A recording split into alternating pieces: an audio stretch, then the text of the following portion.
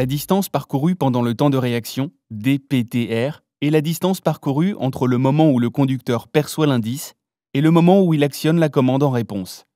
La distance de freinage, DF, est la distance parcourue entre le moment où le conducteur freine et le moment où la voiture est à l'arrêt complet. La distance totale d'arrêt, DA, est la distance totale parcourue entre le moment où le conducteur perçoit l'indice et le moment où son véhicule est à l'arrêt définitif. La distance d'arrêt dépend et varie en fonction de la vitesse à laquelle nous roulons. Elle est composée de deux éléments, la distance parcourue pendant le temps de réaction et la distance de freinage. La distance parcourue pendant le temps de réaction, DPTR, est la distance parcourue entre le moment où le conducteur voit l'indice et le moment où il actionne la commande, par exemple la pédale de freinage. Pour un conducteur moyen, le temps de réaction est de 1 seconde. Pour calculer la DPTR, il faut multiplier l'unité de 10 à 90 km/h ou la dizaine de 100 à 130 km/h de la vitesse par 3.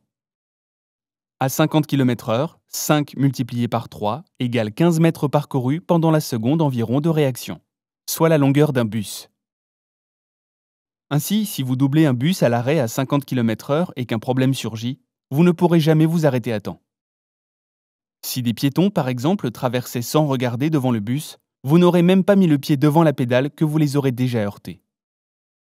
La distance de freinage est la distance parcourue entre le moment où le conducteur commence à freiner et le moment où la voiture est à l'arrêt complet. Elle se calcule en soustrayant la DPTR à la distance d'arrêt total. Attention, cette distance n'est pas améliorée ni par l'ABS ni par de bons pneus. La distance totale d'arrêt est la distance totale parcourue entre le moment où le conducteur perçoit l'indice et le moment où son véhicule est à l'arrêt définitif.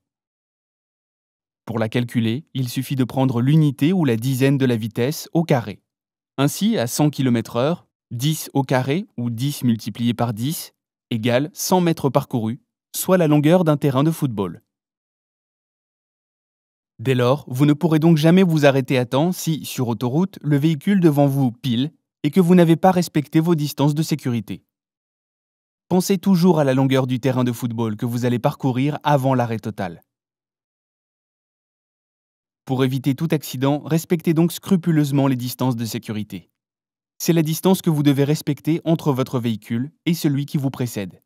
Elle doit être au minimum de 2 secondes. À 50 km/h, vous parcourez 15 mètres par seconde. 15 mètres plus 15 mètres égale 30 mètres, soit la distance de sécurité à respecter. À 100 km/h, vous parcourez 30 mètres par seconde. 30 mètres plus 30 mètres égale 60 mètres, soit la distance de sécurité à respecter. Sur l'autoroute, l'intervalle de sécurité minimum correspond aux 2 traits de bande d'arrêt d'urgence, soit une distance de 90 mètres. Voilà une astuce pour mesurer ces distances de sécurité. Lorsque le véhicule devant vous franchit un repère, l'arbre dans cet exemple, vous devez avoir prononcé crocodile 2 fois de suite avant de franchir ce même repère. Soyez donc bien conscient du temps et de la distance que vous mettrez pour vous arrêter, car il est strictement impossible de les réduire.